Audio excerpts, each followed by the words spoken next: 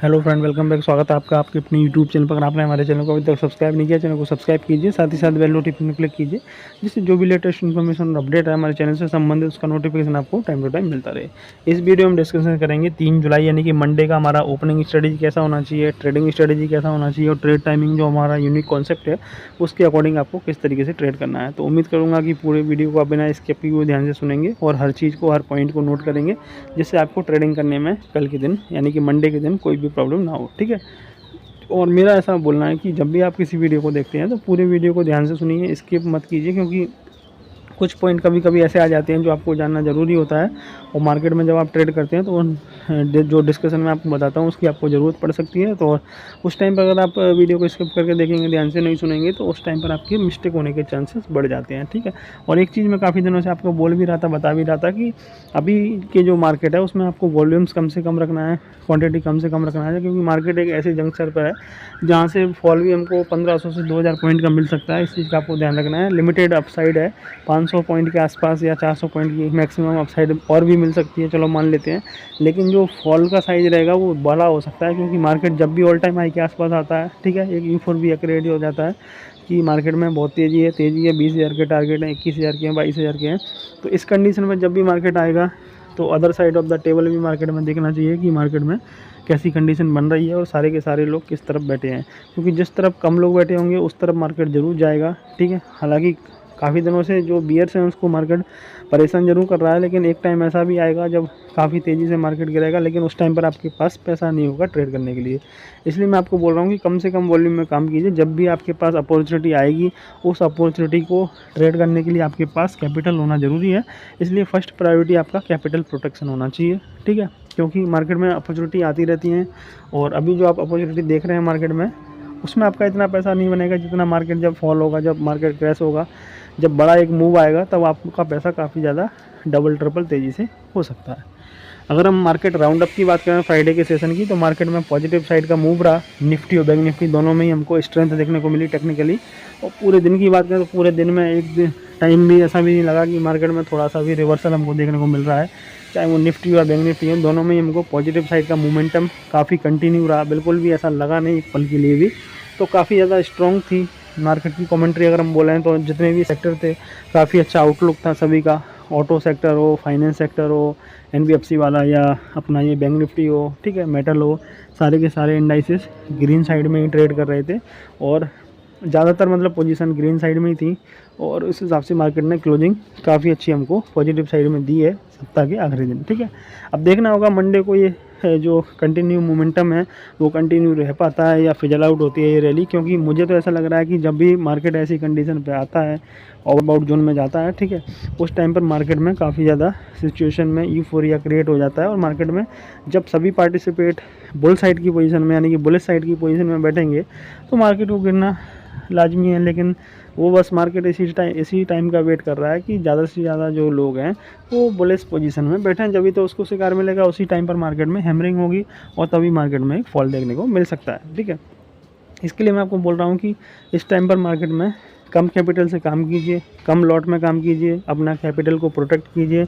जब सही टाइम आएगा उस टाइम पर ट्रेड की क्वांटिटी बढ़ा सकते हैं, तब आपको काफ़ी अच्छा प्रॉफिट जनरेट होता हुआ दिखेगा। तो मार्केट का राउंड अप यही है। आज के दिन का पॉजिटिव साइड का मार्केट था। हमारा फ्राइडे का एस्ट्रोलॉजी का प्रोडिक्शन भी पॉजिटिव साइड का ही था, तो उसके हिसाब से मार्केट ने मूव किया। ठीक है। उसी हिसाब से मार्केट ने रिएक्ट किया। अब हम ओपनिंग स्ट्रेटेजी की मंडे के लिए अगर हम बात करें तो 19,200 के आसपास मार्केट की क्लोजिंग हुई है, 19,189 के आसपास। तो अगर हमको ऐसा लगता है कि 19,300 के आसपास या 350 के आसपास किसी भी कारण से ओपनिंग देखने को मिल जाए तो सेल एंड राइज की स्ट्रेटजी मंडे को काम करेगी। ठीक है।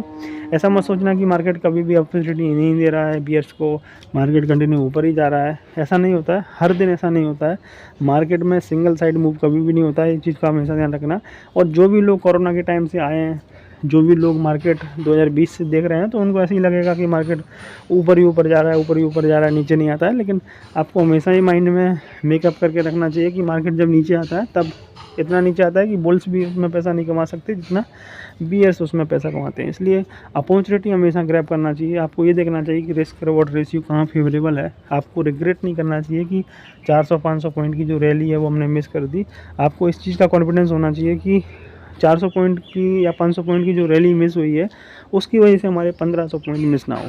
ठीक है, इस चीज़ का आपको ध्यान रखना है, क्योंकि माइंड में सभी के मेकअप यही रहेगा, मार्केट लोअर लेवल से रिकवरी दिखाएगा, बाय ऑन डिप्स का मार्केट है, मार्केट ऊपर आएगा, लेकिन मार्केट ऐसा करेगा नहीं। जब भी मार्केट में करेक्शन आएगा वो कंटिन्यूअस करेक्शन होगा और काफ़ी शार्प करेक्शन होगा, उसमें किसी को मौका भी नहीं मिलेगा और बाय ऑन डिप्स करते करते सब फंस जाएंगे। ठीक है, तो ओपनिंग स्ट्रेटेजी की अगर हम बात करें तो 19,350 से लेकर 19,400 के आसपास अगर मार्केट की ओपनिंग देखने को मिले किसी भी कारण से, तो आपको सेल ऑन राइज की स्ट्रेटेजी रख के काम करना है।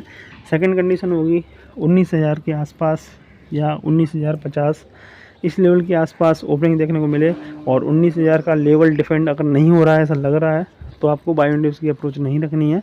फिर आपको शॉर्ट साइड की पोजीशन जो है वो पोजिशनल बेसिस पर बना सकते हैं, अगर 19,050 के नीचे हम कंफर्टेबली सस्टेन करते हैं तो। ठीक है, इस चीज़ का आपको ध्यान रखना है। कोई भी अगर आपके पास लेवल्स हैं तो उस लेवल को रिस्पेक्ट कीजिए, मार्केट को देखिए कि किस तरीके से मार्केट मूव दे रहा है, एनालाइज कीजिए, उसके बाद ट्रेड लीजिए। ठीक है, रैंडमली ट्रेड मत लीजिए। फिर से बोलना चाहूँगा कि बैंक निफ्टी की बात करें तो 45,200 45,200 इस लेवल के ऊपर अगर मार्केट में गैप अप ओपनिंग देखने को मिले तो वहाँ से एक सेल ऑन राइज की स्ट्रेटेजी रख के काम करेंगे। 44,200 के नीचे अगर मार्केट सस्टेन होने लगे तो वहाँ पर सेल की अप्रोच रख के काम करेंगे। ठीक है, बाय ऑन डिप्स की अप्रोच मंडे को मेरे हिसाब से नहीं रखनी चाहिए, ऐसा मेरा मानना है। बाकी मार्केट में देखेंगे लाइव सीन क्या बन रहा है, उसके हिसाब से अगर कुछ अपॉर्चुनिटी ऐसी लगती है मुझे कि मिस हो रही है या फिर कुछ भी सीन चेंज हो रहा है मार्केट में, तो उसके हिसाब से हम काम कर सकते हैं। क्योंकि हमको एक चीज़ और याद रखना है, निफ्टी हो या बैंक निफ्टी हो, दोनों में ही डाउन साइड में एक रिस्क हमेशा से खुला रहेगा जब भी मार्केट ऐसी कंडीशन पर रहेगा। ठीक है, ट्रेडिंग स्ट्रेटेजी की बात करें तो मंडे के दिन मेरे हिसाब से मार्केट में जब भी रेजिस्टेंस लेवल के अगर पास आता है मार्केट, तो आपको पुट ऑप्शन में बाइंग करके काम करना चाहिए, कॉल ऑप्शन में सेल करके काम करना चाहिए।